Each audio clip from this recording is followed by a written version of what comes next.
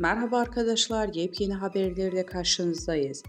Fahriye Evcen ile Burak Özçivit'in lüks villalarını görenler hayran kaldı.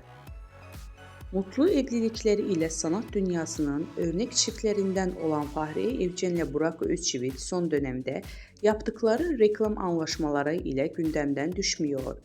Son olarak bir mobilya markası ile anlaşma sağlayan ünlü çift, 2 yıllık anlaşma için tam tamına 8 milyon TL kazanmış.